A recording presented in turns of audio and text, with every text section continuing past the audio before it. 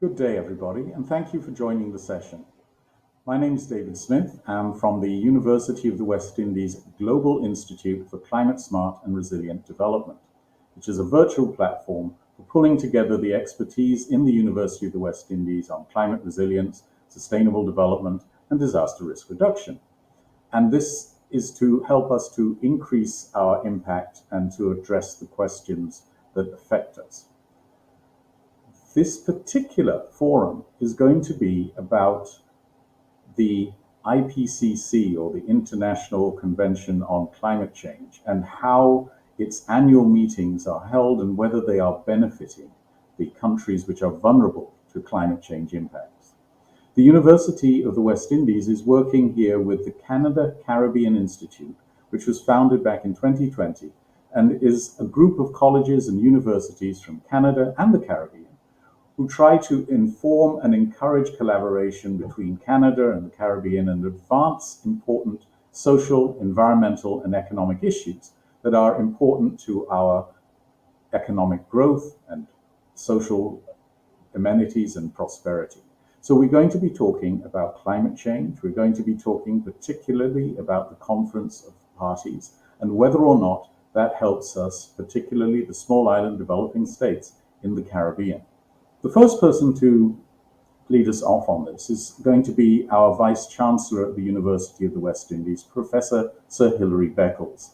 He's our 8th Vice Chancellor at the university and a distinguished academic. He's also worked on United Nations committees and is a global activist in terms of social justice and minority empowerment. He got his higher education in the United Kingdom. He's lectured in Europe, the Americas, Africa, and Asia, and has published over 100 peer-reviewed essays in scholarly journals and over 13 books. Mainly, this has been on Atlantic and Caribbean history, gender relations in the Caribbean, sport development, and popular culture. And I understand that he not only writes about sport, but was an avid and accomplished cricketer in his day. He has a widespread global and Caribbean recognition for his work, and also served as a member of the Science Advisory Board to the United Nations. I now hand over to Professor Sir Hilary Beckles. Sir Hilary, over to you. I am indeed honored to be a part of this very important symposium that focuses on what will be arguably one of the most important challenges facing humanity, as well as its efforts to progress in a sustainable way. This symposium is sponsored by the UWI's Global Institute for Climate Smart and Resilient Studies and the Canada Caribbean Institute. I have been privileged to have been a part of the development of both of these institutions, and therefore I feel an overwhelming sense of duty and obligation to make my own views available so that colleagues, scientists, experts in your deliberations might wish to reflect on some of the matters which I consider to be of great significance at this time. It is UWI's pleasure to have been invited by the International Association of Universities to lead a panel and take responsibility for advocacy in respect of climate change. Sustainable Development Goal 13, climate advocacy, is therefore placed on the agenda of UWI as part of its global remit. The Canada Caribbean Institute has also been established to consolidate the partnership and sustainable relationships between Canada and the Caribbean. Canada undoubtedly has been the Caribbean's most reliable development partner since the independence decade, of the 1960s. And therefore, it seems appropriate for these two institutes to come together to participate in the conversation as we approach COP28. No doubt, we all share the anxiety that there seems to be no urgency in respect of moving forward on the climate change agenda, despite the obvious evidence, the evidentiary basis of the science coming to the fore to dispel doubt and division, and to show that there is a growing impact on the world, in the world, calling for urgency in terms of remedial action. There seems to be no urgency also on the international platforms for action. And this is of great concern, not only to the Caribbean, not only to the small island developing states, not only to our strategic partners, especially since we can demonstrate without doubt that climate change is indeed posing an existential threat to the Caribbean. The historical aspects of this discourse also raise a number of ethical issues. The Caribbean, that has been the site of resource extraction in the colonial period, first in the slavery phase of that colonial period, that supplied the capital and the financial resources that have contributed to Europe's industrial developments in the 17th, 18th, and 19th centuries. Those economies that were built on fossil fuels and have now polluted our environment. We are now called upon in the Caribbean to pay a second price, that is, to finance our resilience, to protect our civilization at our own costs. This raises a number of ethical issues, and so the argument which we have put forward for climate finance in order to protect these economies and these civilizations must be considered as urgent, must be considered as critical, and therefore not subject to prolonged discourse of a divisive nature. The North-South divide is also of great significance to all of us at this time. The science, the scholarship, the research have shown that this is a global matter. It's not an issue around which we should divide ourselves around geographies. It is a global matter, and therefore a global consensus is required. And this is of great importance to all of you, our colleagues, who are participating in this conversation. There are some fundamental principles that are critical to our conversation. Surely there has to be sensitivity to those nations, to those countries that are suffering daily the ravages of climate change.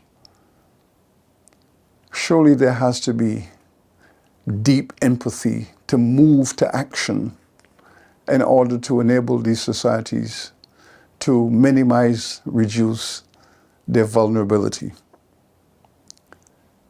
All of this requires the formation of sustainable partnerships. Canada, as I have said, has been a most reliable partner to the Caribbean in its development efforts in the past decades. It has been a partnership for progress.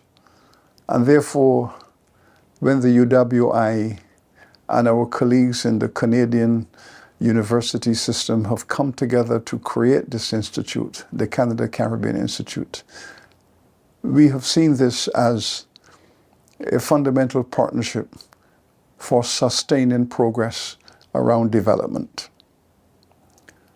In this symposium, some of the finest scholars and researchers will be offering their perspective in the search for an activist approach that calls the urgency of now to the fore.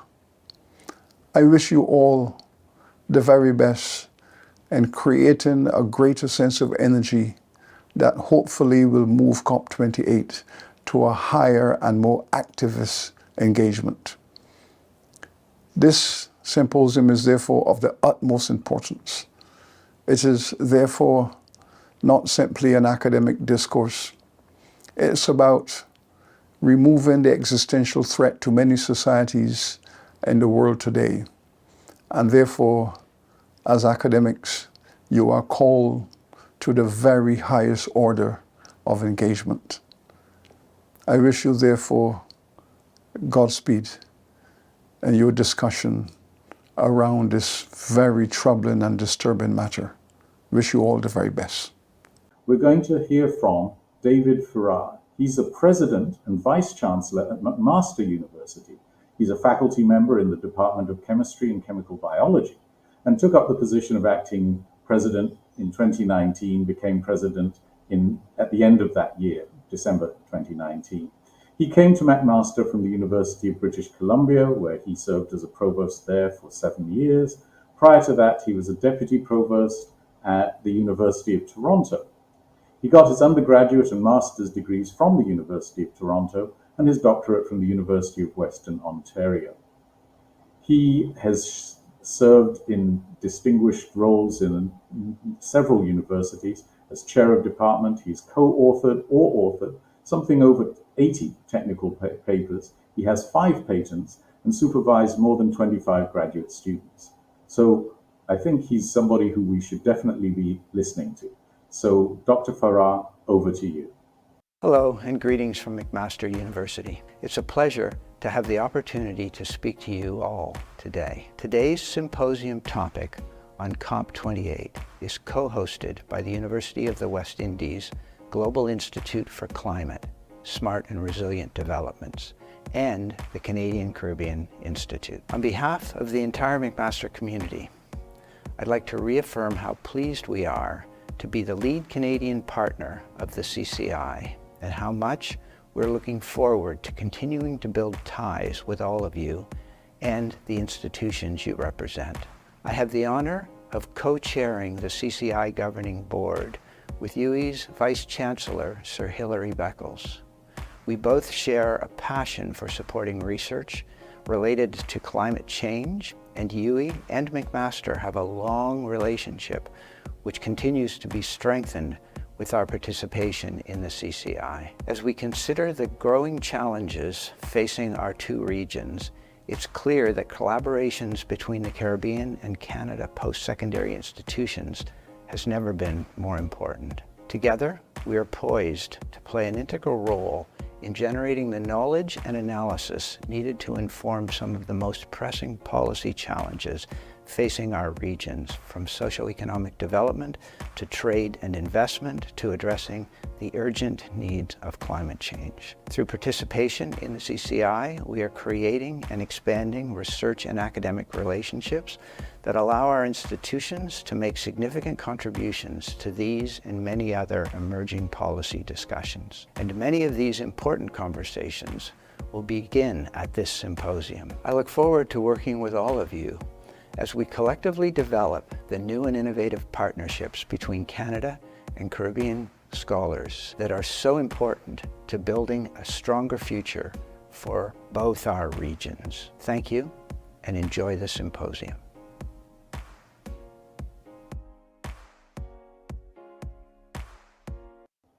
Thank you very much, Dr. Farrar.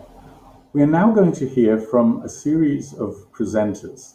The The first one is Professor Michael Taylor, who is Professor of Climate Science and a Dean of the Faculty of Science and Technology at the University of the West Indies. He also is one of the people who directs the Climate Studies Group at the campus at Mona. And he is a coordinating lead author for the IPCC, having written several papers and chapters in their different reports. But particularly, let's focus on the special report on 1.5 degrees in terms of over historical values. He was the lead coordinating author for that chapter. And he is a University of the West Indies graduate. He's worked in climate change for most of his professional career. He's been able to produce something over 100 publications and been awarded over $20 million in terms of research grants. And the research he's been doing has focused on looking at the impact of climate change on Caribbean small island developing states, helping to provide information which other researchers can use to, having figured out what the impact is likely to be, they can find out then, well, if this particular aspect of climate is going to change, then what is it going to do to the economy or to different sectors of human life? He's developed climate tools, built databases in terms of information on Caribbean climate, and has helped to improve our ability to project Caribbean climate on different timescales. He has won awards for excellence in 2013, 2018, and has also been a regional scholar and has won an award for climate excellence in international collaboration and the Globalization Reward for Regional Climate Science Initiative. I would like us to hear from him, so I hand over to Professor Michael Taylor. This forum is entitled, whether we should cop out. It's a very direct question. And I don't know whether I can answer whether we should cop out. But what I wanted to do with the presentation was try to give some perspectives on perhaps relevance of COP28 and perspectives from a Caribbean climate science point of view, since Caribbean climate science is in fact where I come from, the background I come from. And as I was trying to say when I began, critical to this COP, and I heard it in the previous speaker, will be this first global stocktake report. Now, that global stocktake report is going to form this backdrop to COP28. And it is the reason why I think when you begin to read a lot about this COP28, it's being positioned as a milestone moment for global action. Very simply put, as part of the Paris Agreement, there was an agreement that every 5 years, countries around the world, to ensure that the countries around the world are increasingly ambitious in their actions, there should be a global stocktake. And that global stocktake should evaluate progress on climate action, but at the global level. This is the first global stocktake report that is being released, and and we have a synthesis report of the findings which were released in September 8th. So this becomes the backdrop for the COP. This report that evaluates progress on climate action at the global level. If this is the backdrop to COP28 then, I really just want to leave you with what I think are 3 thoughts about what will make this relevant, this COP relevant, considering or within the context of the global stocktake being the backdrop. What would make it relevant for the Caribbean region? I think I heard it alluded to in the last speak, but I think there's one overriding reason or way this COP will become relevant for the Caribbean, having attended all the various COPs. To ensure the relevance of this COP, I was trying to, this is where I stopped, what must capture the Caribbean perspective. The Caribbean perspective is a small island perspective, and it is hinged on the 1.5 temperature goal, or the slogan that we use, 1.5 to stay alive. It is imperative that as the Caribbean nations go to COP, that they ensure that the 1.5 perspective is captured. And this is where the partnerships become important. So this Canadian-Caribbean partnership becomes important in helping to ensure that that perspective remains central to the COP. Because unless that perspective is central to the COP's relevance changes with respect to the Caribbean. Let me just quickly elaborate. What do I mean by that 1.5 perspective? Well, for us in the Caribbean region, the 1.5 threshold stands for three things, kind of. It stands firstly, it's a symbol of a chance for a better future than where we are heading. And there's lots of science to support this. In fact, if you read the IPCC's Working Group 6 report, it speaks about every additional increment causing changes in extremes to become larger, and that is said with high confidence. So things like a 1 in 10 year extreme heat event occurs 5.6 times at 2 degrees, but only 4.1 times at 1.5. Or a 1 in 50 year event occurs 13.9 times at 2 degrees, but 8.6 times at 1.5. So the Caribbean 1.5 perspective is really a perspective saying 1.5 is a chance for a better future than where we are heading. But it also captures the fact that 1.5, as much as it's a chance, will represent a challenge compared to where we are at present for small islands. So that's the science that we do in the Caribbean region. We know we'll have 40% less hydropower, Suriname, 2 to 3 times more damages, inundation, diminished agricultural productivity, and we can continue to quote the science. But summing it up, we are in danger of not achieving our sustainable development goals. So as much as 1.5 represents a chance at a better future than what's coming, it still will represent a significant challenge. And therefore, in that context, the 1.5 threshold represents for us the symbol of needing urgent choices made today. And that's where I think we need to hang our hat. So we have to have some deliberate, urgent choices around mitigation and adaptation and intentional collaboration and a structured education agenda about some of the things you just heard about: just transition, inclusion and equity, common but differentiated responsibility, finance, technology, capacity building, transparency in monitoring, information sharing, contextual research, and the ability to carry it out. I am arguing that for the COPs to be relevant and to remain relevant, the only way they can remain relevant for the Caribbean is if that Caribbean perspective, which is a 1.5 perspective, where 1.5 symbolizes a viable future existence, a chance, but recognizing the challenge is the only way for the COPs going forward to remain relevant for the Caribbean region. Let me quickly say, so that's the kind of first idea.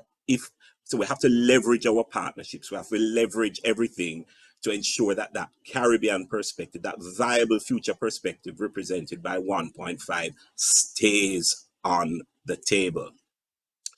If it does, then it adds to the relevance of this COP. And I tell you why. Because the global stocktake is going to form a critical part of this COP. If it's a 1.5 inclusive COP, then the global stocktake takes on purposes that are very relevant for the Caribbean region. Or however, if we let 1.5 slip off the table, where 1.5 represents its viable future, then the global stocktake may not serve the relevant purposes that we need to serve it for the Caribbean. What will it be? Well, the global stocktake will become that symbol of a critical reality check. The global stocktake is meant to assess the collective progress towards the Paris Agreement. But the Paris Agreement is about cutting greenhouse gases to well below 2 degrees and ideally 1.5 degrees Celsius. So if we make sure that 1.5 remains on the table, then the global stocktake now takes on the purpose of being a critical reality check. And so we read the synthesis of the over 1,600 documents from the diverse sources, from the various actors, in the light that this document is a reality check, and it begins to serve Caribbean purposes. But you'll also see the global stocktake not only just as a critical reality check, but now as a critical roadmap, because the global stocktake is meant to provide the basis for to guide countries' actions and non-state actors' policy and investment decisions. You will recall at COP24, it was agreed that the global stocktake must address certain things: mitigation, adaptation, means of implementation, including finance, technology transfer, capacity building. It was also agreed at later COPs it must address loss and damage, the unintended social and economic consequences from climate action and implementation, and emphasize the importance of promoting equity and leveraging the best available science. If the global stocktake has actually done this, then within if the 1.5 is central to COP, it becomes a critical roadmap, and we therefore can leverage it and serve purposes relevant for the Caribbean. And then one more thing it becomes a critical rallying call. The key thing here is that this global stocktake is meant to evaluate progress on climate action at the global level, not the national level, and so begin to identify overall gaps for global action, which of course must filter down to the national level. So if it is to be a global stocktake at the end of COP28, countries will have to agree how they're going to leverage the global stocktake's findings to fulfill its purpose and keep the global goal of 1.5 degrees alive and address the impacts of climate change. I think the second point I'm making is, listen, the COPs will only be relevant if the 1.5, for the Caribbean, if we don't let the 1.5 slip off the table. 1.5 is representative of a viable future for the Caribbean. What will it do? It will ensure that the global stocktake, which is at the background of this COP, is a valuable tool for the Caribbean. So, because in the context of 1.5, it's a reality check, a roadmap, and a rallying call. And the last thing I would say then, all right, so if we don't let it off 1.5 off the table, we have this valuable tool. The question is, how do we use that valuable tool? And so what you now do is, if you don't let 1.5 off the table, you now begin to read the global stocktake through a 1.5 lens. And when you begin to read the global stocktake through a 1.5 lens, then the actions and priorities begin to emerge that are relevant for the Caribbean. My thing is that the Caribbean must go in reading the global stocktake through a 1.5 lens. Because when you do that, clear priorities emerge. And those priorities must then become the priorities of the Caribbean and other small islands at COP. What do I mean, just to finish out? Well, in truth, the global stocktake provides 17 key messages. When you read those 17 key messages through a 1.5 lens, they really throw up three overarching statements. And those statements, I think, must be the basis for guiding Caribbean discussion at COP, and then lead to the consensus on actions that need to be prioritized. So these, when you put the global stocktake read through a 1.5 lens, there are some priorities that emerge. And if these priorities really emerge in the COP, then the COP becomes relevant. What are these three kind of messages that emerge when you read the global stocktake through a 1.5 lens? Well, you heard it from the previous speaker. Message number one, 1.5 goal is not the road that we are on. And that is captured very much in the global stocktake, though you probably want to tease it out, which is why I'm saying you have to read it through a 1.5 lens, which is also why I'm saying 1.5 has to be on the table. That's key finding number 4, that global emissions are not in line with modeled global mitigation pathways. And therefore, it throws up key finding number 5, that way more ambition in action and support is needed to implement both domestic mitigation measures and setting more ambitious targets in NDCs. We heard some of that in the previous speakers. I don't need to go into that. But clearly the discussion now, the global stocktake read through a 1.5 lens, is this need for much more ambition? Because the first message that emerges at 1.5 goal is not the road we are on. That then has to be a priority discussion for this COP to be relevant. But a second message emerges is not only that 1.5 goal is not the road we are on, it's that the 1.5 target is not off the table yet. Very often in these discussions, the feeling is what is presented is 1.5 is beyond reach. the 1.5 goal and what it represents, a viable target, is not off the table yet. And you get that when you read the global stocktake through a 1.5 lens. So that's key finding number 6, or this little statement in the global stocktake. There are no sufficient cost-effective opportunities to address the 2030 emissions gap. That statement emerges when you read the global stocktake through a 1.5 lens. That's key finding number 6, that achieving net zero is not impossible, but it will require systems transformations. And our previous speaker spoke to some of those systems transformation, urgent wide systems transformation in some areas, unabated fossil fuel phasing out, ending deforestation, reducing non-CO2 emissions. Those become the important issues that emerge and make the COP relevant. Preserving nature, sustainable agriculture, shifts in transport and industry. That's what emerges when you read it through a 1.5 lens. And one more thing, just to end, because I've taken up enough time between my first 2 attempts to present this, is that a third 1.5 message emerges when you read the global stocktake through a 1.5 lens. It's not only that it's not the road we are on, and therefore all of the actions and priorities have to be centered around this, amped up mitigation. It's not only that the 1.5 target is not off the table yet, and there is a roadmap for doing this with systemic transformation across a number of areas. But it's also that 1.5 issues are not to be relenting. And so they must emerge as the priority issues at COP. So yes, the strong mitigation, the role of renewable energy, the unavoidable adaptation emerges, that all of those are respectively key findings 5, 6, and 9 in the global stocktake. Loss and damage, key finding number 12. Scaled up finance, technology, and capacity building, and including the ability to do contextual research. That's key finding 14, 15, and 16.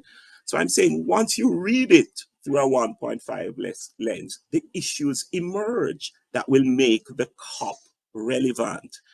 In fact, this global stocktake to me is interesting because if you read it through a 1.5 lens, then people emerge as the most important priority. Those who are least prepared for the change and least able to recover from the disasters. When you put 1.5 as a central theme, then the global stocktake not only has a purpose relevant for the Caribbean, but becomes a real vital document for teasing out the priority issues. And that's really what I wanted to say, that I can't say if we should COP out, but I can say how we ensure it is relevant based from the Caribbean science point of view. It's relevant if we make the perspective central to the COP, the Caribbean perspective, which is a 1.5 perspective, which is a viable future perspective. Because when we do that, the document which underlies the COP takes on purposes that are relevant for us. The document becomes a valuable tool, a reality check, a roadmap, a rallying call. And then it becomes not just a rallying call in serving purposes, Caribbean purposes, but it then defines the priorities that must emerge from the COP. It becomes this real critical document for defining the priorities. Let me end by saying, if we leverage the global stocktake's findings to keep the global goal of 1.5 degrees alive, so if we leverage our partnerships with Canada and other places to ensure that this becomes essential, then it allows us to call for things. Continued reliance on best science as a basis for action, renewed and enhanced commitment to a 1.5 mitigation effort, seeing what 1.5 represents, just a little chance at a viable future, but not a future without significant challenges. It allows us to go after acknowledgement and recognition of the need for systemic transformation across a number of areas. And we have heard them laid out. And then it allows us to go after greater global support, coordinated greater global support, to foster contextual science, go after the just transitions, implementation, build capacity, transparency, technology, finance. But the only way I think, from the Caribbean science perspective, to make sure their relevance is there, is to ensure this is a central theme. Sorry, I was not able to, present with the other thing, but that's the kind of perspective that I would like to present. That's how COPs become relevant. The COP will become relevant for the Caribbean from the Caribbean climate science perspective. Thank you. Thanks very much, Prof. Some interesting information there that we may very well be on the wrong road, that 1.5 is extremely important to the small island developing states of the Caribbean, but we are not headed in that direction, and that we need to apply that criterion to the COP to find out what is relevant and to use that essentially as a way of determining relevance of the COP. That puts an awful lot of work on the diplomats and representatives of government that are going to be present at the COP, particularly those of AOSIS, of the Caribbean, of small island developing states. Patricia Fuller, who would be the next presenter, she is a diplomat and has, through her career, specialized in trade and economic policy, as well as looking at climate change and energy. When she retired from the government of Canada, she was their ambassador for climate change. And prior to that was Director General of Economic Development, Director General of Planning and Reporting, the Chief Economist, and Director of the Softwood Lumber Division, and also served as Deputy Director for Trade Remedies at Global Affairs Canada. She also served as Ambassador of Canada to Uruguay and also to Chile. Other international assignments had her going as well to Mexico and Guatemala. She headed the Office of Energy Efficiency at Natural Resources Canada and had contributed to the development of the Pan-Canadian Framework on Clean Growth and Climate Change. She holds a BA in Economics and Political Studies from Queen's University and an MSc in Economics with distinction from the London School of Economics. So I would like to hand over at this time to Patricia Fuller. Patricia, over to you. Pleasure to be here. I have a soft spot for the Caribbean, having spent part of my growing up years in Trinidad. So I'm very pleased to be with you and wish that I was there physically, as it's our first snowy day here in Ottawa. But I want to contribute to this discussion by answering the question that you've posed, which is about COP28, and you put it very pointedly, should we COP out? So I think the main point I'd like to share with you today is that the Caribbean, together with the other small island states in the UN process, do play a very important role in moving this process forward. So that's I think the main message I would like to share with you today. And I know that it can seem like there is one COP after another, 28 COPs, and here we are still with a very large challenge before us in terms of addressing climate change. So the progress is not what it needs to be, but the voice of the small island states in the Caribbean is important. So let me talk to you about four aspects to the international cooperation to meet this challenge. And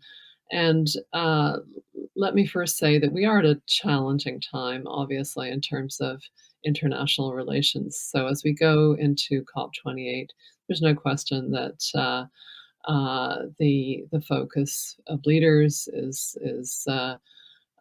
certainly drawn to the conflicts of the day. There are tensions between the United States and China, although we have some hope to draw from their recent summit. We have, I think, the ongoing, I would say, tensions between the global north and south around how much support the developed economies have provided to developing countries who are so affected by climate change and have done so little to contribute to it. So there is a frustration on the part of the global south for the lack of progress in terms of delivering on commitments to climate finance. So all of these things contribute to a challenging context. So let's look at where we can look for progress and why it is important. So first, starting with the formal UN process, and this is a consensus process. So we have to be measured in our expectations of what it can achieve. So at COP28 in Dubai, what we're looking for is a strong response to the global stocktake that the previous speaker referred to. The global stocktake, this is the first global stocktake in the UN process, has underlined that there is a significant gap between the commitments that have been made through the Paris Agreement and what is required to deliver on the internationally agreed temperature goals, which is not to say that there has not been progress. And let me give you some numbers. So if we think back to 2010, the projection for global temperature increase was in the range of 5 degrees. We are now, according to this global stocktake, in the range of 2.5 degrees. So that is a significant movement forward, but it's still a long way from that internationally best efforts goal of 1.5 degrees, let alone the 2-degree goal. So further progress is required, and what COP28 needs to do is send a strong signal that countries need to increase their level of ambition in their commitments to reduce greenhouse gas emissions. We have to recognize that these are nationally determined contributions. These are essentially voluntary in their level of ambition, but the Paris Agreement does require that they be progressively more ambitious. And there are countries that can do more. So we've seen the G7 come with commitments which are aligned to the 1.5 degree temperature scenario. We need to see other countries in the G20 who can increase their ambition come with higher levels of ambition. So there needs to be a strong call from this COP for that. And this is where I'm going to point to the role for the Caribbean and for the small island states to be a strong voice for that outcome at COP28. And certainly, I have witnessed at previous COPs that the voice of the small island states is important in holding that big room of all of the countries, members, and parties to this process to account. You are, in some ways, the conscience of this process. So I think it's important that the Association of Small Island States be pushing very hard for a strong response to the global stocktake. And certainly the formal process will also come with some decisions which are important signals to markets. And one that we'll be looking for is a statement around the phase out of fossil fuels.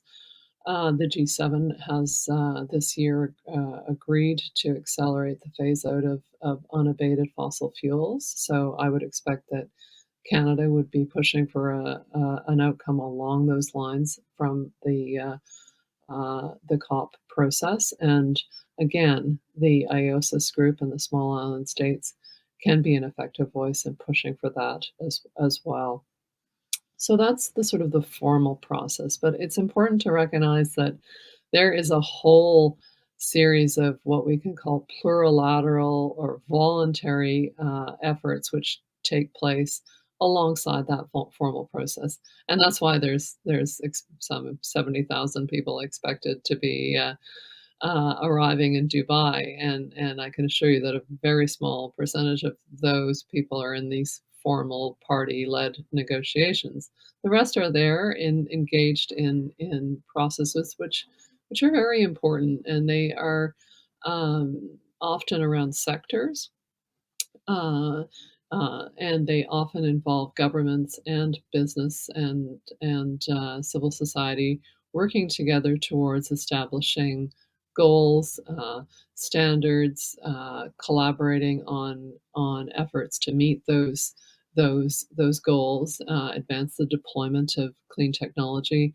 The example I can give you of this type of work is the breakthrough agenda that was initiated at COP26 and looks at sectors like power, transportation, cement, and these don't get as much attention as they should because transitioning the global economy to low carbon is a complex process, and these transitions do require international collaboration to move them forward. So there, I would suggest that again, looking to what both Canada and the Caribbean can do, I think Canada, for its part, can work to shine a light on the importance of these processes. And both Canada and the Caribbean can work to ensure that that the global South is participating in these processes. There's a capacity issue, of course, for developing countries to participate in such a large number of processes, but I think we need to find ways to make sure, given the importance of these uh, um, uh, myriad processes that go along beside the formal process, how given their importance, that the global South be be there and shaping the directions of those processes. And then thirdly, of course, is the very important area of climate finance and assistance to developing countries. And a lot of eyes will be on the standing up of a loss and damage fund at COP28. That will be very important, and I'm sure that the Caribbean, together with IOSIS, will play an important role in seeing that through. However, I think it's also important to keep a focus on the broader picture around development cooperation. And there are, I think there is, certainly an urgency around the energy transition of the larger developing economies. Who, if they do not transition quickly enough, will soon account for the majority of global greenhouse gas emissions. So we all have an interest in seeing those transitions advance, and so processes like the Just Energy Transition Partnerships, which are focused on countries like South Africa, Indonesia, Vietnam. You may look at those from the Caribbean and say, well, what relevance is that to us? But as I say, if those countries whose energy demand is growing so rapidly, if they expand their energy sectors on a path of emission intensive energy, the Paris temperature goals become impossible. So we all have an interest in pushing those processes forward. And then, of course, there is the need to expand support for adaptation and resilience, particularly in the most vulnerable countries around the world. And so that often is a challenge to keep that in the spotlight, but it absolutely needs to be. So I think those two things have to remain central. What is interesting in the picture of international development cooperation is that the work which has been going on for some time around reform of the multilateral development banks and the international financial institutions is now, thanks to leadership from the Caribbean and Prime Minister Mia Mottley in particular, that is really kind of joined together with the climate process and the UN FCCC process to give it, I think, much more impetus. So I think that we will see further discussions on that in Dubai, but the key message there is the connection of that reform process to the imperatives of meeting climate goals and providing support to developing countries at a much greater volume, mobilizing private sector finance. That is helping to really concentrate minds on the need for those reform processes to move forward. And I should say that there was the recent summit of CARICOM in Canada, where our Prime Minister met with leaders from the Caribbean and with Prime Minister Motley, and certainly the work that they've been trying to do together on sustainable development and finance in this space was part of those discussions.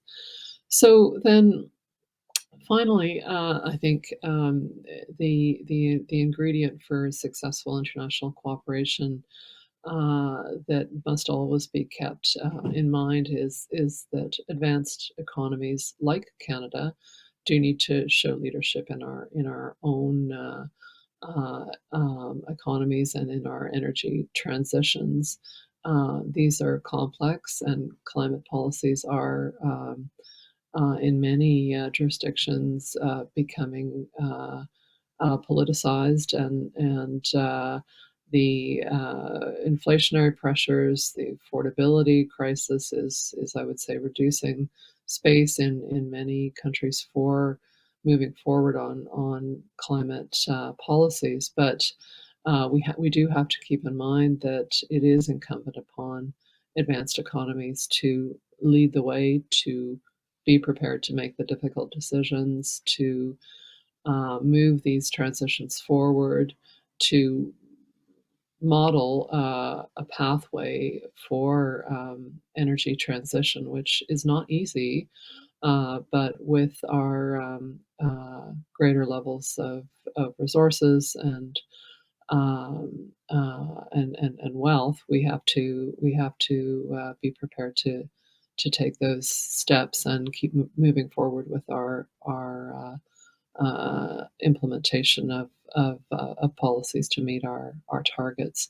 So with that, I'll hand it back to you, and just emphasize again that the Caribbean, together with its small island states around the world, your colleagues, do have an important role to play in this COP process. So I certainly hope that you continue to do that. Thank you very much.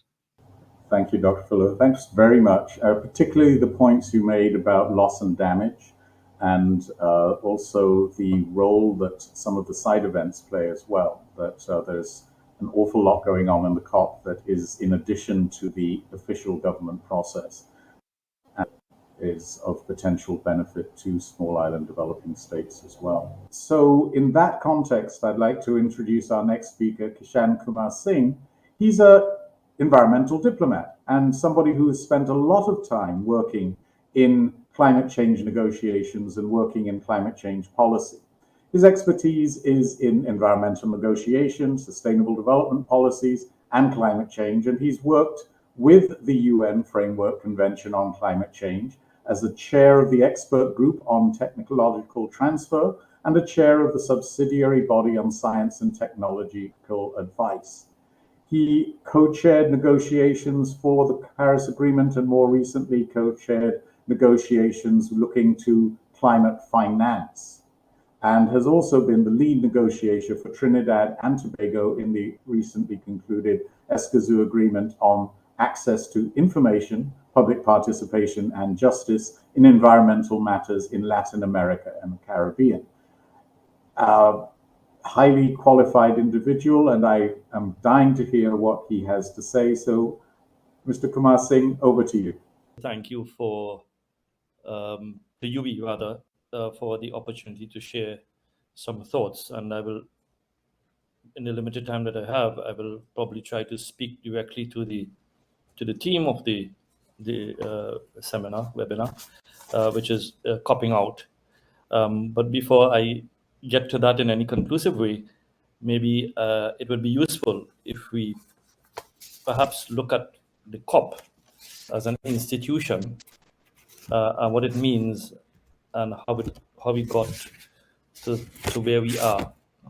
So if you bear with me, I'll probably just go back a little bit, to talk about it. And I listened with earnest to Professor Taylor's commentary on the GST, and I will touch a bit on that.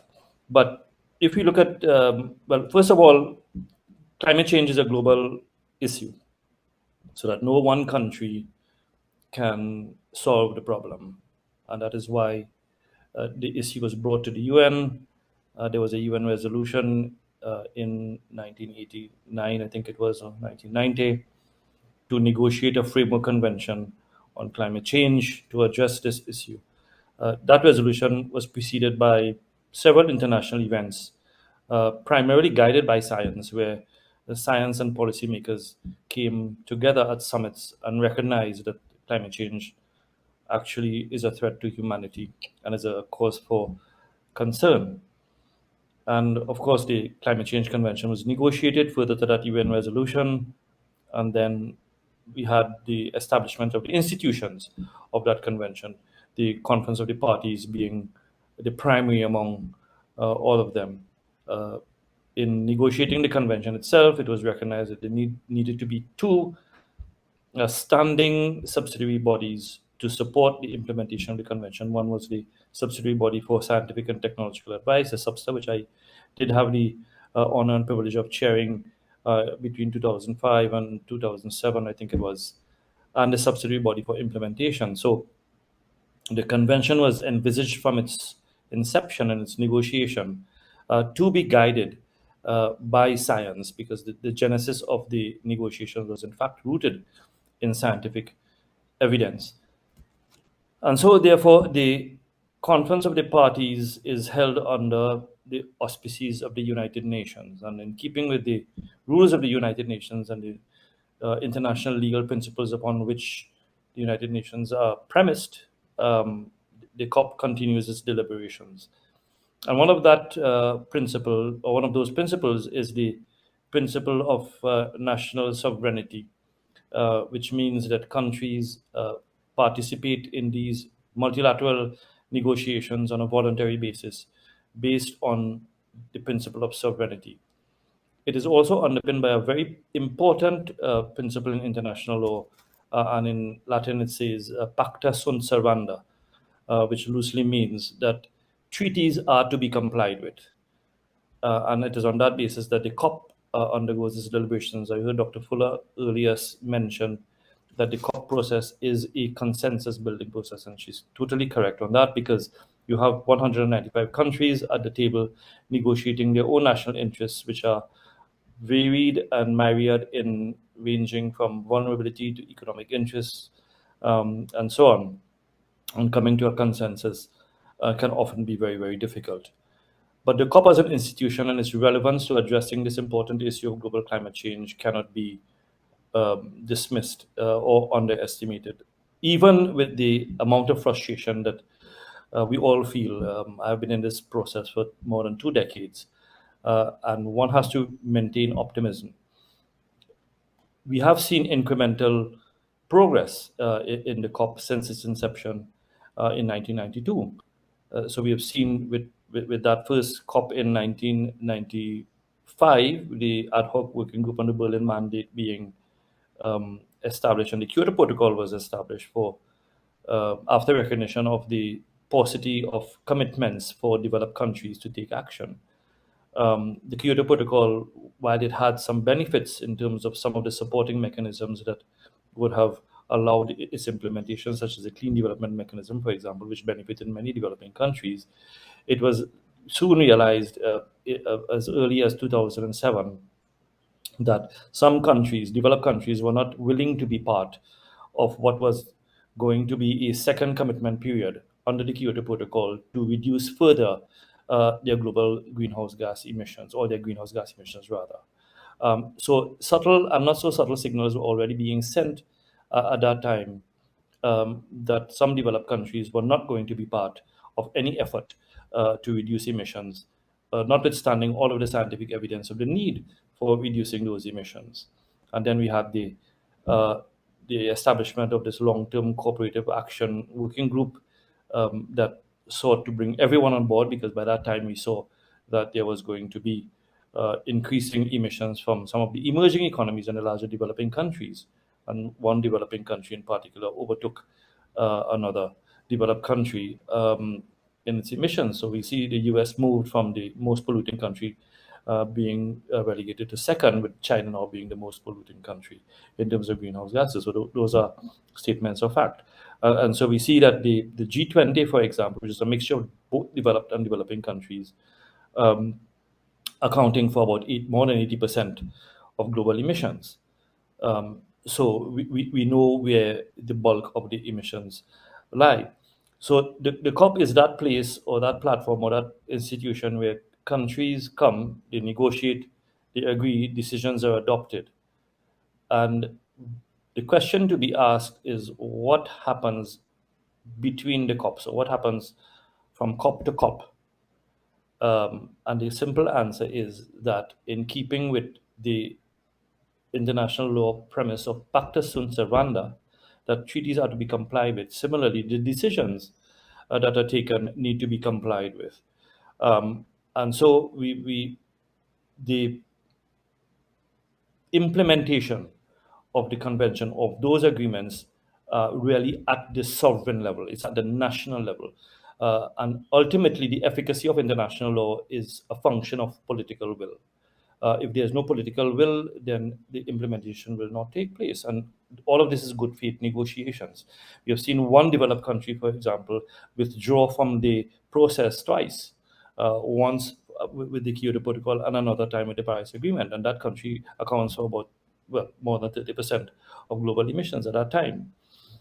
So that good faith negotiations is something that has to be relied upon at the negotiations at the COP. So it really is a forum where countries come together, negotiate, and agree on a course of action or a set of courses of action, with the understanding, and perhaps erroneously so, but with the understanding that everyone will now go back and take the actions that they have agreed to arrive at the common objective, and in this case, the Paris Agreement of constraining temperatures to 1.5. And I want to assure Professor Taylor that no one speaks about 2 degrees anymore. 1.5 is really the target now.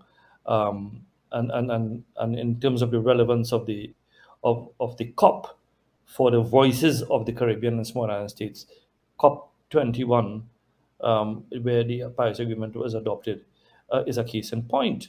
The Caribbean led the call through AOSIS, but championed by Minister James Fletcher of St. Lucia at that time, where 1.5 was actually championed in a way that it eventually made its way into the Paris Agreement. Now we only hear about 1.5. So our voices are being heard. The question is to be asked is, are countries acting on those calls and on those messages that you hear from small and developing states or from the Caribbean? So we are looking at COP28 now.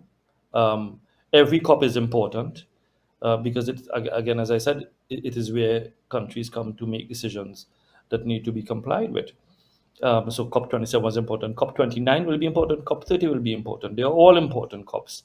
COP28 has perhaps some special significance in the context of the global stocktake, as was mentioned previously, and I wouldn't go through all of the details that Professor Taylor quite eloquently alluded to. But just to say that the global stocktake is perhaps the most important issue to be considered at this COP for several reasons. One, it is the first stocktake. It is really the first checkpoint of implementing the Paris Agreement that all countries would now have to reflect upon. And two, it is coming at a critical time when we just 3 days ago we saw the UNEP gap report, which had some very dire messages for us. And so we hope that science, that part of the science, will play an important part in the GST, and that countries will comply. So we've heard, for example, that the GST will inform the next rounds of nationally determined contributions. And so for us in the Caribbean, a strong, robust, and a very honest GST is what is required, so that countries can really look themselves in the mirror and say, have we been doing what we have been charged to do or we have agreed to do? We hear about renewable energy in the past, but yet we have seen over the years trillions of dollars being invested in the fossil fuel industry. And coming from a fossil fuel industry based country myself, Trinidad and Tobago, we understand its role. And it's only up recently, maybe a year or two ago, that we're now seeing that investment in renewable energy now catching up with the investments in fossil fuels. So walking the talk is critically important for countries and industries as well. So, 1.5 to stay alive is started off as a slogan at COP28, but now it's an imperative, again supported by the science. So it's no longer a slogan. It's nothing to pin on some lovely looking thing on your jacket to 1.5 to stay alive, but it's an imperative for all countries to now constrain temperatures. We're already at 1.1 or 1.15, I think was the last figure I read. We're already at that point. We are expected to reach 1.5 in the next decade and a half at the rate of climate change and emissions and global warming. What would that mean for small island states? I think the science is clear on that. And therefore, whatever comes out of the GST has to be strong, it has to be robust, and above all, in my view, it has to be honest. And all countries have to be honest to themselves. The report that Professor Taylor read from was a function of the technical expert dialogues that took place over the last few years. But that report will now have to undergo political consideration at the COP. And therefore, if there's a lack of political will to really take the messages honestly on board, define a set of actions that need to be done going forward, then you understand my earlier statement that the efficacy of international law, the COP being part of it, is really a function of political will. And therefore, we wait to see what happens. One of the other critical issues that need to be addressed at the COP, a lot of the work has already been done, quite satisfactorily. So I would imagine, and that is on the agreement to establish the loss and damage fund that was agreed to at COP27, or to operationalize the loss and damage fund rather. And after some contentious negotiations under the transitional committee, when all hopes were lost at the end of October, last-ditch meeting in November salvaged the contentious points to bring it to agreement, and now we see that all countries are on board to a point where the recommendations that are going to be made by the transitional committee to the COP for adoption of the operationalization of the fund should be fairly easy, barring any sticking points that may be raised again. But a fund finance doth not make. And you can set up a fund, but if there's no money in the fund, then it's a waste of time, largely. And that brings me to the point of climate finance, which is the other aspect of the COP that has characterized the COPs over the years. Because climate finance is one of the issues that has been most contentious. It is the confidence maker and it's the confidence breaker in the process. And from my perspective, where I sit, it has largely been the confidence breaker. We have seen, for example, in Copenhagen in 2009, when developed countries pledged to supply $100 billion by 2020 for developing countries to meet their commitments under the convention and to address climate change. We are in 2023. That commitment by developed countries have not been met. We got promises that it will be done this year. I'm hearing whispers that it may not be. Of course, the proof is in the eating, and we'll see when that happens. But when you have that kind of confidence-breaking pledges and action to to assist developing countries being characterized as a sort of elephant in the room, in every negotiating room, then you understand why there may be some reticence or some reluctancy in having faith in the process to negotiate a new goal. I myself co-chaired the negotiations last year on this new goal using $100 billion as a floor. But how do you use $100 billion as a floor when that $100 billion has not been met?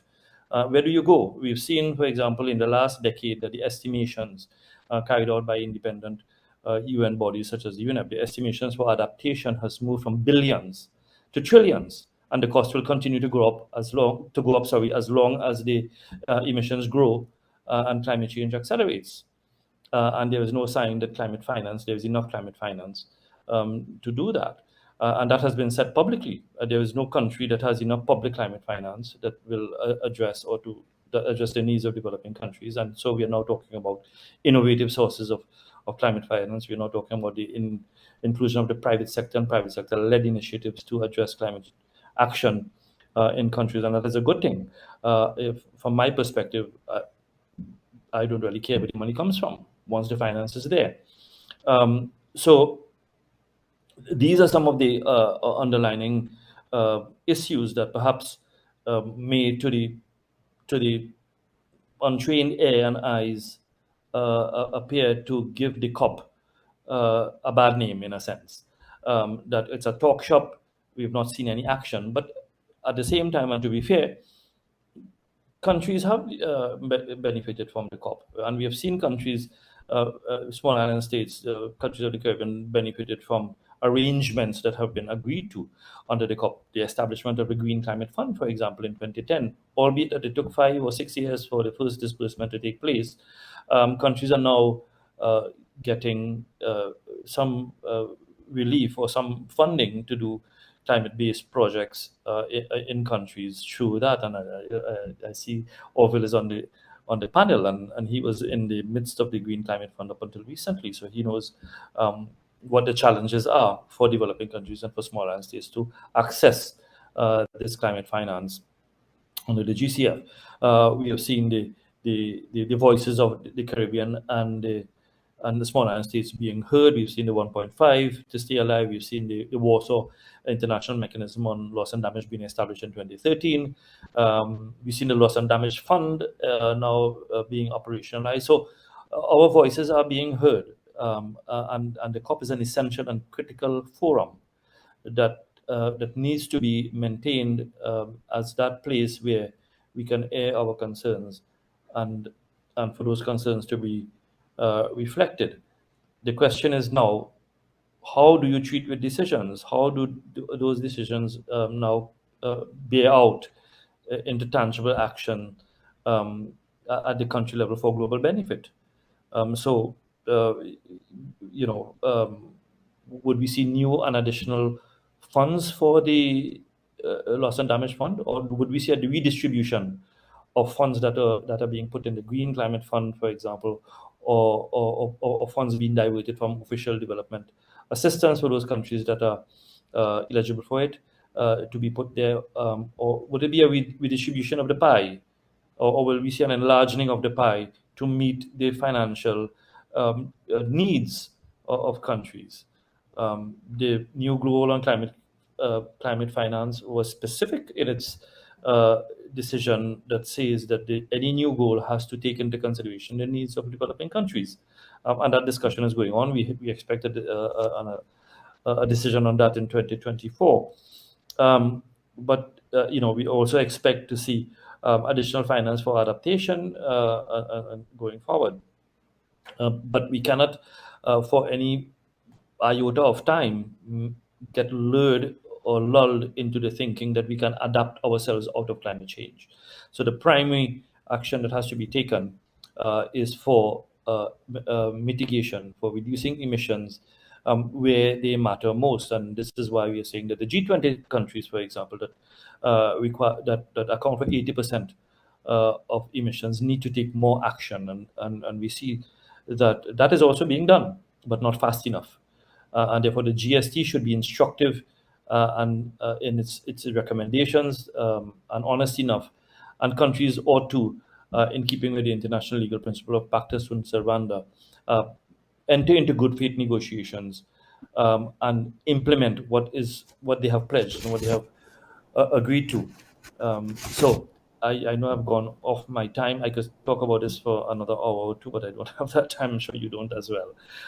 But to say that we should cop out, maybe I should end by just saying, to say cop out of COP28 is not an option, and therefore, in view of the fact and view of the usefulness of the COP that has served the global community, albeit incrementally and maybe not fast enough, it still remains the primary platform for implementing the various agreements that we have long and hard negotiated for, and reflecting our interests that are so critical now, more than ever, to be implemented. Again, all in good faith. So I'll leave it there, open to questions later on, as I'm advised there are. So thank you very much, and thank you for the opportunity once more. Thank you very much, Mr. Kumar Singh, and thanks very much for raising the point about the role of political will, and that, yes, agreements can be made and they are binding, but countries have in the past not necessarily gone through with those because of political will, and also noting the gap between pledges and setting up funds and then actually populating them with the money required to do the work. I think that's something which we'll want to raise later on in the question period.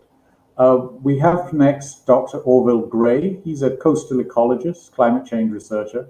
His PhD is from the University of the West Indies. He's been working in this field for more than 20 years and working in government, academia, and with international organizations. And as we heard, he was involved with the Green Climate Fund and actually was there in Korea working in that organization. He's currently, though, heading the Secretariat for the National Adaptation Plan Global Network. And that's hosted by the International Institute for Sustainable Development, which is in Winnipeg,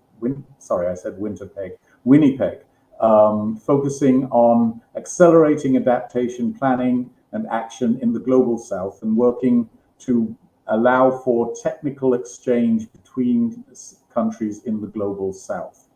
He's worked in the past as an adaptation and regional manager for the Caribbean, an adaptation specialist for Jamaica. He's been a lead negotiator on adaptation and loss and damage for Jamaica, CARICOM, and AOSIS. So let's hear from Orville Gray. Orville, please go ahead. I'm happy to be here. Thanks for the opportunity from UWI. And thanks to the speakers before me for setting the stage. Having listened to each one of them, I'm not certain that there's much more for me to say, but I'll try to add my two piece to the conversation. All right. So thanks again for the opportunity. Very very much happy to be here.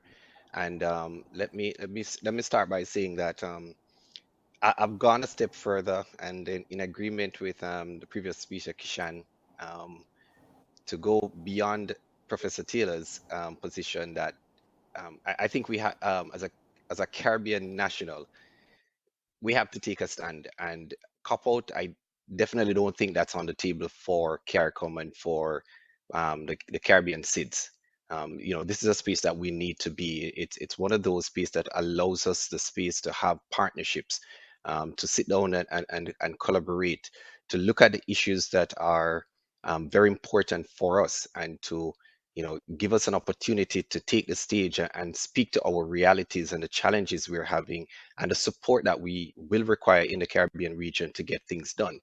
I'm going to focus my presentation a little bit more towards the finance aspect and more on the adaptation finance, simply because that's an area that CARICOM SIDS have articulated over the years as being of utmost priority. So with that said, I found this graphic recently in the piece put out by the IMF in respect of unequal cost of climate change for countries. And, the Caribbean SIDS are not ranked among the advanced economies. we are somewhere between low-income countries and a few of us graduating into emerging markets, but we are on the lower end of the spectrum. This is a very stark reality for us. And what this means is that, we are going to be among those economies that are most likely to suffer. If the 1.5 to stay alive is not on the table, if we miss this reality, then we will find ourselves in a very difficult position, because the cost for us to adapt to the changing climate will only increase. Previous speakers have made mention of the adaptation gap report and the figures that are outlined in that report. Those numbers keep moving every year. They're not moving stepwise. They're jumping in leaps and bounds. And that is only going to continue if we continue to increase the temperatures that we're seeing, and if we do miss that 1.5 degree target. Um, so it sends a clear message for us, when you look at the fact that, where the estimates are, it's not representative of the scale or the challenge faced by these economies in the Caribbean region. When you look at the annual needs could exceed 1% of GDP in about 50 low-income and developing countries over the next 10 years, it paints a very stark reality for where Caribbean SIDS are located, and SIDS broadly under the AOC's mandate. And, to add to this, there's a clear conclusion that came out that small island states are likely to be, significantly impacted because we are exposed to tropical cyclones and rising sea levels. Many countries in the Pacific SIDS, for instance, are now already speaking to the fact that they are looking at an existential threat in terms of a loss of many of their island states. When we look at, the messaging that then comes out from the region, it must be one where we are articulating that adaptation is of, significant importance to the region, and articulating what those adaptation costs are for the region. It means, therefore, that going to the COP represents a clear need, a clear priority for us to make sure that we are part of that table. We are part of that conversation. The global stocktake, which was referred before, and I won't get into more details because it's been well covered already. It's an interesting conversation, and it's the first one. And we need to see how we are captured in that stocktake, what the implications for that stocktake are, and what does that mean in terms of the challenge and the promises and hopefully the delivery on climate finance that will come out of it. One of the things that is interesting was that the nationally determined contributions, which we have all signed on to and produced to date, for many of the countries in the Caribbean region, produced an updated version. It accounts for more than $500 million US in cost associated to building resilience almost per country. Beyond that, when you look at adaptation, which has been considered a priority for the region, only 5 countries in the region have a national adaptation plan. So this does not necessarily send the greatest signal for us as a region in terms of how important this is. And it means, therefore, that going to the COPs and making that message and going beyond the CARICOM statement that has been produced already is vitally important for us in this state. It means that we need to have our leaders in the region going to the COP and speaking to what is important for us under the context of the Paris Agreement, where we were significant drivers behind that process. I guess the question from mind is, have we lost momentum? And I'm hoping that that is not the case. But there's still quite a bit of work that we need to be doing in that space. For us, in terms of the regional climate finance challenges, only about 800 million have been approved from climate funds for island states in the Caribbean. And this is inclusive of the Green Climate Fund, the GEF, and the Adaptation Fund. We have long articulated that access to private climate financing is low. Financing, for projects is critical, but one of the big challenges is that there's limited capacity and expertise to develop these projects, and also for the preparation of these projects. We have administrative capacities of our countries are pretty, challenging, and this presents a barrier to accessing climate finance, given the fixed cost of preparing these projects. So it means that we need to figure out how, as a region, we're going to be able to tap into all the existing climate finance opportunities that exist. The COP presents a very good opportunity for us to continue those conversations and sit down with stakeholders, both governments and others, to figure out what is going to be required, the partnerships that can be developed to put the region in a position to take advantage of the decisions that come out of COP. We cannot have decisions that cater to our needs if we're not at the table to discuss and steer the conversation towards the type of conclusions that we're looking for. But even internally in the region, it's clear that there needs to be a strategic and committed effort if this is really important to us. And this has to be not only communicated in the statements that come out of CARICOM, which is signed on to by all the heads of government, but it also has to reflect in the agenda of the regional meetings, including the CARICOM heads of government meetings and the relevant quoted meetings in the region. This is something that is important, and this is what's going to send a signal and give us that position to stand on when the region goes to COP, to articulate for the needs of the region. So again, for me, looking at the challenges in the region, looking at how we're going to be able to address those challenges, which is going to come from the financing that's going to be provided, we have to be at COP to understand, deliberate, and speak to the challenges that we have in our region. I made reference before of where we are with respect to climate change financing in the Caribbean space. Looking at the GCF, for instance, the region as a whole is benefiting from 2% of financing. The region, counting the Latin America and Caribbean space, there have been 225 grants of 460 million. But what does that mean for Caribbean countries? Overall for the region, in terms of the larger financing pool, $3.3 billion. But how much of that is actually going to projects in the region? When you look at what's happening in the region, there are about, on adaptation, there are 4 single country projects valued at roughly $142 million. For mitigation, 1 single country project, $169 million for 1 country. Cross-cutting projects, 5 single country projects valued at around $170 million. So there, we are not necessarily getting a significant cut from the financing that's available through the various financing mechanisms. The question for us is, as CARICOM, is how do we ensure that we can voice the concerns that we have, but also be able to sit at the table and articulate this, the position of the region, drive the conversation towards conclusions that's going to push these climate finance mechanisms to look at the unique circumstances of SIDS in the region and be able to provide the necessary support for project preparation and also to get those projects approved for implementation, if we are to build the sort of resilience that's required in the region. So this is where, CARICOM needs to step out and be a little bit more. SIDS in the region have to be there and have to represent. I speak earlier, for instance, about the national adaptation plans. There was a special window under the Green Climate Fund for NAPS, $3 million per country.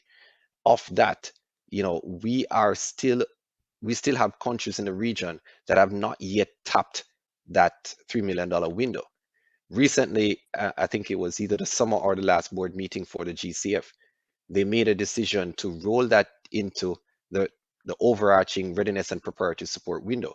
But what happened in that context is that there was no new funds dedicated specifically to addressing adaptation planning in countries. But no countries in the Caribbean region spoke out about it. So that decision has been made. Are we going to, if this is something of interest to the region, then the region has to also be in the space at COP to voice their concerns and try to articulate a way forward that's going to be in the best interest of SIDS in the region. And how are we going to do that? We need to look at the messaging, the decisions that have come out of COP in the past. Kishan made reference to, for instance, that big pledge of 100 billion per year by 2020. which we have yet to see. The challenge here is that it's not going to come out of public financing. So private sector financing and private sector led support will have to play a part. They're also a part of that space. How do we bring them into those conversations and decisions that are taken in a more meaningful manner? We have to be there at the table to be part of that conversation. You know, we have to be able to go there with a very clear message and a strategic direction on how we're going to, as a region, articulate for the support that's required to ensure that we avoid the limits of adaptation and get into the stage of loss and damage, which, as Kishan mentioned, with the new fund coming, we're still unsure of what that is going to look like. We need to be able to be there in the conversations and see what decisions are going to be made with respect to the global stock take. And what does that mean for us to secure the 1.5 goal that we have been articulating and have been the strongest drivers behind? So there's a lot of work there for us to do, and I'm hoping that we can get there. I made reference to the national adaptation plans before. We have 5 of them submitted to the UNFCCC. So the region needs to be able to, go to the COP and articulate what are the challenges that they have had in preparing these national adaptation plans. Is it a challenge of financing? Is it a challenge of capacity? What does that look like? Sit down with developed countries and other partners to come up with strategic alliances that can help us to bridge that gap, whether it be capacity support that's required or otherwise. Most of this is not going, in terms of the financing that's required to support our resilience building efforts, all of it is not going to come from the finance mechanisms that are there. Some of it will have to come from elsewhere. We're getting some support bilaterally, but we're going to have to dip into, some of the financing that's available to us, whether in the region or otherwise, with private sector, among other actors. So we need to be able to articulate this, because what this is saying is that, for instance, with Grenada, they've identified 7 priority adaptation actions, over 170 specific adaptation actions. For Haiti, 14 priority adaptation actions with 340 specific actions. St. Lucia, 26 priority adaptation actions, 271 specific actions. St. Vincent and the Grenadines, 3 priority adaptation actions, 36 specific actions. Suriname, 45 priority actions, 77 specific actions. Where's the financing going to come from this? Where is the push to ensure that that financing can be in place to support these 5 countries and the rest in the region that are yet to put forward their national adaptation plans? We cannot do it if we're not at COP. We cannot do it if we're not part of the conversation that's taking place to drive the decisions that's going to support this overarching need that we have in the region. We reference, for instance, the same thing goes to the Adaptation Fund. The Adaptation Fund is the only dedicated fund for adaptation. 7 countries have already tapped this to a significant extent. There are some countries that are yet to tap it. But for this, the limit at the moment is roughly around $10 million per country. This goes beyond the expectations that have been articulated in the adaptation plans in the NDCs of countries in the region. So the CARICOM region and SIDS as a whole, we have to be in that space to be able to ensure that institutions such as the Adaptation Fund can be properly capitalized, that the need is very well expressed, and that we're in that space to make sure that developed countries and other actors are in a position to add to the pool of funds that's already there to support those countries that have yet to tap into this very critical resource. Because without that, we're going to find ourselves in a significant challenge. But there's been a lot of financing that's already out there that we can look at and support in terms of where we're going. In 2021, for instance, Canada announced a doubling of its international climate finance commitment to $5.3 billion over a 5-year period. In 2023, Canada announced up to $300 million in funding will support projects that use nature-based solutions. And to some extent, a lot of these are going to be in the climate change space. Italy developed its Italian Climate Fund. with an endowment of 840 million euros per year from 2022 to 2026 for climate action. Japan had announced its US $10 billion in climate finance on top of a previous USD 60 billion over a 5-year period. These conversations are taking place. They may start outside of the COP, but a lot of them are secured during the deliberations at COP, where countries can come together and sit down and speak to the needs that they have. We've seen where, for instance, Japan has come into the region with their JICA project and done a lot of work with respect to climate change financing. But there's still a lot to do, and there are other countries at the table that we can sit down and have this conversation with. COP is an ideal space for us to be able to leverage this sort of conversation. We have the Netherlands, which had announced, fairly recently that it was going to significantly increase its yearly allocation for climate finance. I believe they started around euro 1.25 billion in 2021, and this is going up to euro 1.8 in 2025. Norway similarly has another climate investment fund, and that is expected to become operational and capitalized with 2 billion Norwegian dollars. Sweden similarly 1.5 billion. Outside of that, we have, for instance, a Global Forest Finance Pledge, which was announced at COP26 with the intention to provide USD 12 billion for forest-related climate finance between 2021 and 2025. We have countries in the region with significant forest cover that could tap into this, that if they're not yet a part of these conversations, COP is an ideal place to be able to have conversations with these entities and to articulate for their inclusion in terms of being able to access those finance that's available. The World Bank Group delivered a record 31.7 billion in fiscal year 2022 in support of climate action. How much of that is coming to the region? Are we having those conversations with the World Bank, but are we also articulating the need through the World Bank and other entities at the Conference of the Parties? COP28 presents an ideal space for us in the region to be able to do so. There are many opportunities out there. As I mentioned, the Global Forest Finance Pledge, the Blue Natural Capital Financing Facility, the Blue Carbon Accelerator Fund, the Blue Carbon Initiative. There are a lot of different, things that are happening in that space. There's a lot of untouched source of finance that's out there that we can look at. We need to be able to ensure that we are having these conversations, we are aware of these opportunities, and we are there at the forefront when the conversations are taking place. Again, I make mention, COP is an ideal space for us as a region to be able to sit down and have these conversations. So for me, tap into all available finance, including readiness from the various funds. Be at COP to articulate that need. Be at COP to push for the financing that's required. In the region, engage ministries of finance to articulate clear strategy on climate financing so that CARICOM can articulate what that looks like as one package for the entire region, where countries are otherwise going to be engaged bilaterally in their own right. Encourage native private sector to invest in climate action. We do have a significant private sector pool in the Caribbean. How can we tap into that?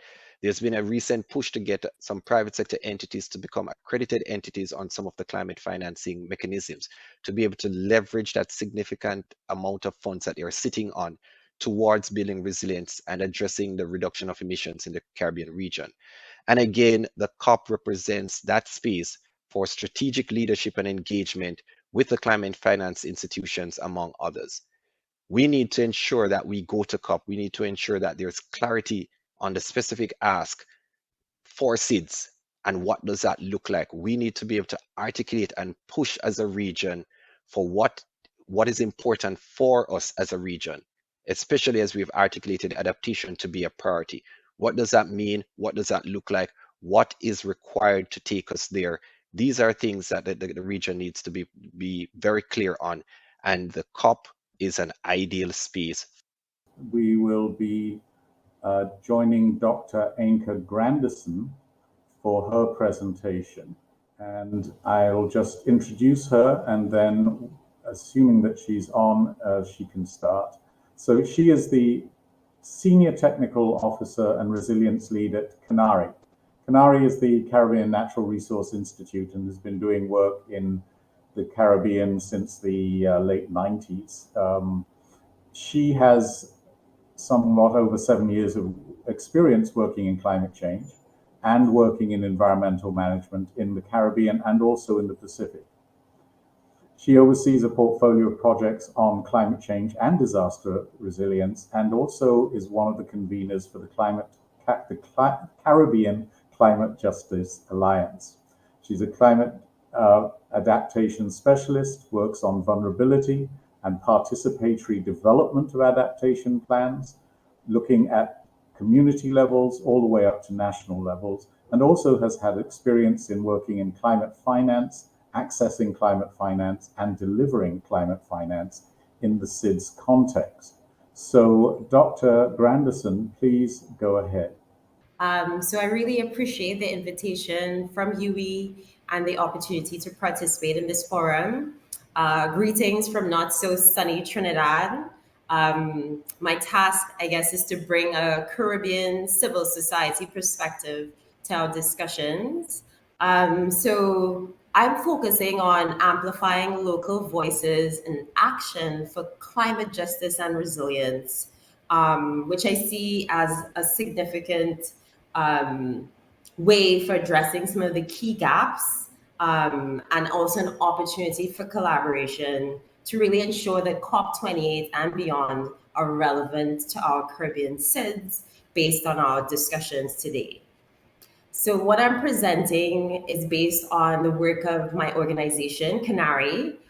We are a regional nonprofit based in Trinidad that has worked for over 30 years across the islands, and our mission is to promote stakeholder participation and stewardship for equitable, sustainable, and resilient development. And since 2020, we've been working on a range of climate justice issues as part of our work, noting that despite widespread calls for this transformative approach to climate action and wider development, both at COPs and at major forums, that the needs and priorities of the most vulnerable remain rather invisible. So this includes small-scale farmers, fisherfolk, rural women, persons with disabilities, poorest households, Indigenous and Afro-descendant communities, and the LGBTQ community. So to help address this invisibility, we have tried to establish a Caribbean Climate Justice Alliance in collaboration with other climate justice advocates across the region, and we've been able to get much needed funding from the Open Society Foundations. And the Alliance brings together over 40 civil society organizations, grassroots activists, and other non-state actors from academia, creative arts, media, to facilitate joint learning and action to amplify calls for climate justice with a real focus on the most vulnerable and those on the front lines of the climate crisis.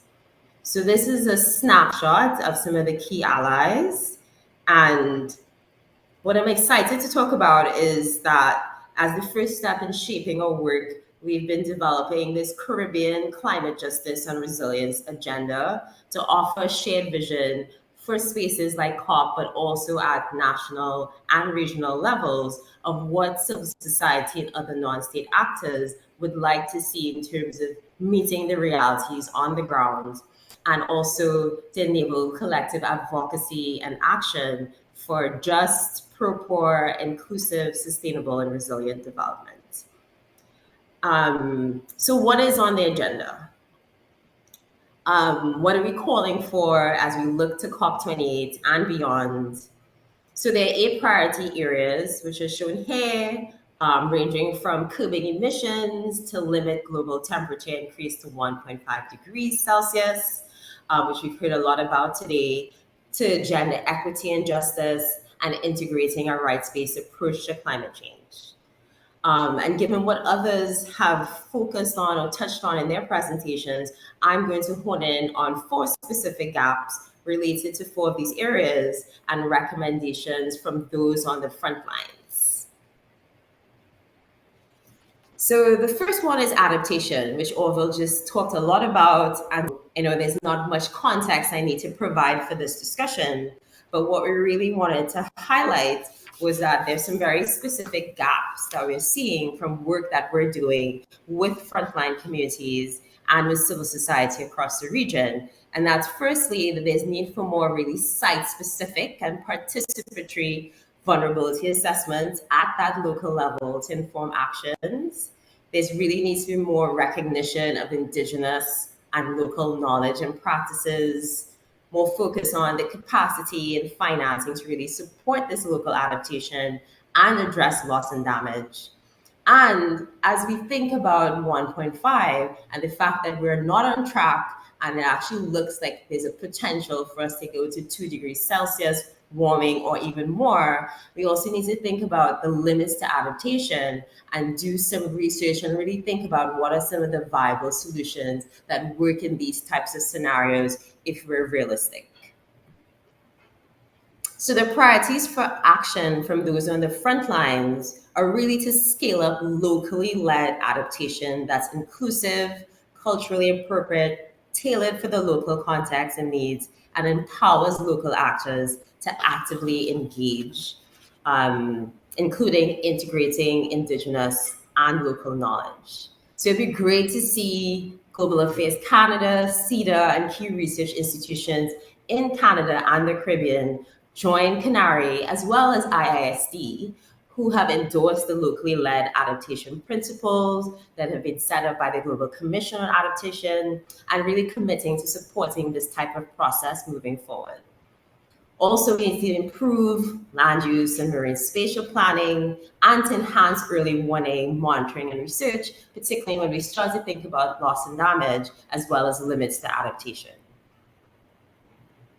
So in terms of climate finance, which is always a hot topic, I wanted to focus on some of the key barriers to access from a civil society perspective based on a scoping study that was actually done with IISD, as well as Climate Analytics and ourselves. So some of the key gaps that the study identified were limited awareness of various finance options available, capacity constraints related to project and financial management, as well as proposal development, particularly for some of those new larger funds like the GCF and the Adaptation Fund that Orville was talking about. And on top of this, there are the onerous application processes for many of these larger funds that makes it difficult to access them. Further, there's government engagement with CSOs on climate change projects and various investments. These are often ad hoc, and this contributes to the issue in terms of not being able to engage civil society effectively. So how do we get the money where it matters and ensure that we improve access and delivery of finance for frontline communities, small and micro enterprises, and civil society organizations in the Caribbean and other developing countries, not just thinking about how it's getting to the country, but how it's channeling down to the local level. So we need more predictable programmatic streams of grant-based finance. There's a lot of talk about leveraging private sector finance, but all of the data is showing that private sector is not that interested in investing in adaptation because of a lot of various risks. It's a lot more lucrative to invest in mitigation. So we actually need to be thinking about public sector finance and other more innovative modalities. And we need to think about the mechanisms for delivering this to those on the ground and how to better leverage local intermediaries. We also need to think about how we're building the capacity for civil society to access and deliver this climate finance, and also need to think more about things like risk financing, such as microinsurance, livelihood protection schemes that cater for those on the front lines. So one of the key asks that we have going into COP28 in this discussion around, for example, adaptation finance is making sure that we're doubling it and ensuring that 25% of this is supporting locally led adaptation in the Caribbean and other developing countries. We're also calling for focus and scale up of just nature-based solutions to build local resilience. And some of the gaps identified from work on the ground are that we're seeing a lot of over-reliance on engineered solutions and great infrastructure, limited capacity to actually implement these solutions, and the perception that they're quite complex compared to business as usual. There's also trade-offs in building ecosystem versus socioeconomic resilience, and they need to really think about those and how we can better ensure a low regrets approach and also lack of an enabling environment. So some of the priorities that have been identified for action are that we need to emphasize the need for more fair and just outcomes from these nature-based solutions, with more inclusive and transparent design and implementation based on documented best practices and innovations, interventions for the most at-risk places and communities, the use of valuation and measurement tools that also assess social and political change and consequences. We also need to update the policies and legislation relevant to these things, and also see how we can better leverage modalities like debt for climate swaps to invest in nature-based solutions. And then finally, in terms of the fourth area, which is just transition, for which there is a work program that's being established and discussed at COP28. These are some of the gaps that we've been noting. So firstly, as an emerging area, there's lack of consensus still on what is a just transition and what this actually means for us in our context. There's also limited data and some misinformation on costs and benefits. There's high initial investment costs. There's also limited focus that we're seeing on some of the more systemic issues of social exclusion and marginalization within our economies, and also absence of any real legislative and policy frameworks to guide this just transition. So the priorities that we've been calling for range from reskilling and upskilling programs for the just transition of the workforce, but also to developing just transition policies at the national level and thinking about linkages to trade and other economic policies and how we leverage investments post-COVID and beyond to support this transition.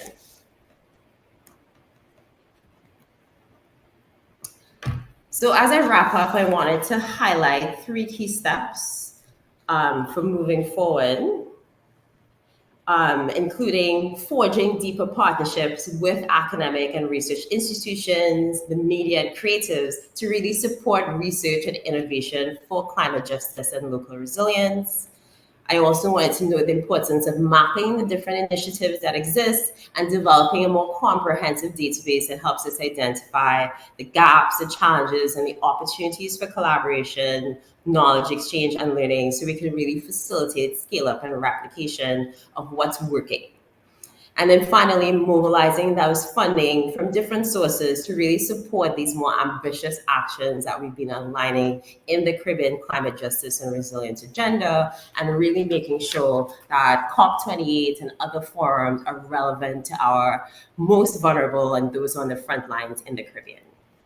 So I think with that, I would like to say thanks so much for your time, and I'm happy to take any questions during the Q&A, and you can find more information about the work that we're doing at the URL shown on the slide, as well as follow us on social media for updates. Well, thanks very much. Extremely clear and important presentation from Dr. Grandison, and thanks again to Kanari for an excellent presentation.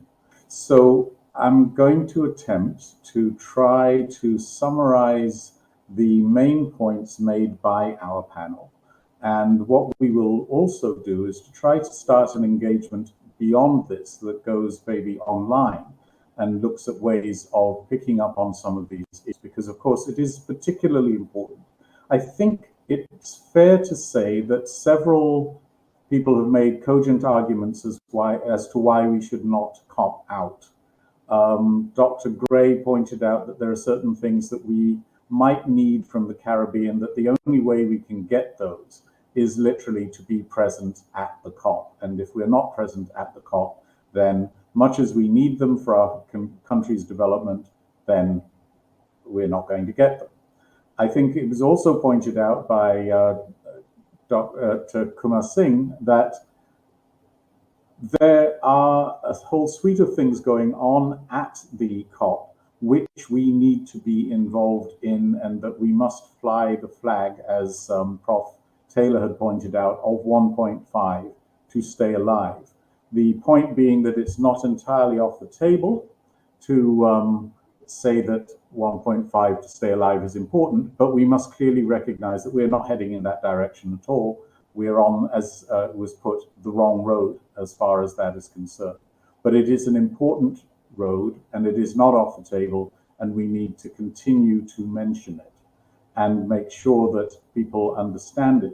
One of the points that was raised in the last presentation, in I think Dr. Gray's presentation, and was touched on earlier as well, is the whole business of climate finance. And not so much, well, there was two aspects of it really. One, that pledges have been made, and sometimes those pledges have been made, but the funding has not yet materialized. But the other has to do with, I think, the access of Caribbean and other small states to those funds, and that access seems to be a lot less than is required by those countries, but they have yet to be able to access those funds. And one of the points that was raised by at least the last two presenters was the administrative hurdles that might be required in order to access those funds and to be able to create the documentation and whatever management structure is needed in order to be able to get funds from those places.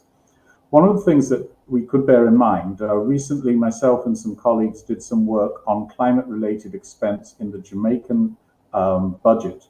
And basically what we found was, despite access to Global Climate Fund and all these other places, the largest source of funds for climate-related fund expense in the Jamaican government budget was the Jamaican government itself, or taxes, the Jamaican people. That was where most money was coming from to look at, in these cases, it was mostly adaptation, and with some mitigation funds as well. That is despite the fact that we have access to international funds. I wonder if that is the case for many other small states where the majority of funding is still coming from the country itself and not from international sources. If that's the case, we definitely need to look at that and raise that at COP. IMF, World Bank, and others, I think IDB as well, have indicated that the hurdles to access some of these funds is too much. The administrative burden is inappropriate and inappropriately high, and this is something that we should be looking at as well. I want, though, then to say in summary that yes, we should not cop out. However, we probably need to spend a lot more time and effort, not just at the government part of COP, but also the non-government parts of COP, where we can meet with private sector and others to find ways of being able to be part of those initiatives and to access the funding that we so desperately need, not just to build resilience, but also to ensure that future buildings are able to withstand what we know is going to be happening to us, and that we ensure that we don't build further risk. We want to thank our speakers.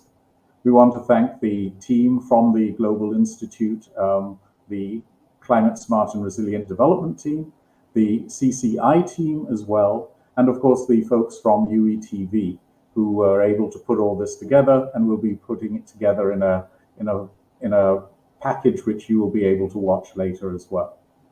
Beyond this, though, we would like to see what the next steps might be, and we heard some ideas about what those next steps might be in our last presentation. How can we continue to collaborate with Canada? How can we work with Canada to build resilience in Caribbean SIDS and in SIDS outside of the Caribbean as well? Are there ways in which we can improve our understanding of climate and the likely events that are going to be happening to us? And are there ways in which we can finance climate adaptation, which is of course our main priority, and also climate mitigation as well, even though obviously in the case of small states, we're not really contributing a great deal to the climate situation, but we do need to make sure that we are mitigating as much as possible. If anybody is attending COP this year, particularly if you're attending from the University of the West Indies, we'd like you please to contact GICSRD at gicsrd@uwi.edu so that we can help to coordinate the UE efforts and make sure that everybody who is attending from the University of the West Indies knows who else is attending, what they're doing, and that we can make sure that all our work at COP for this year is coordinated, not just with each other, but also with the Caribbean governments as well. So thanks again for the presentations, for the understanding that we now have. And I hope that those of us who are going to be going to COP will seriously consider COPing in and not COPing out. So thanks again, and goodbye.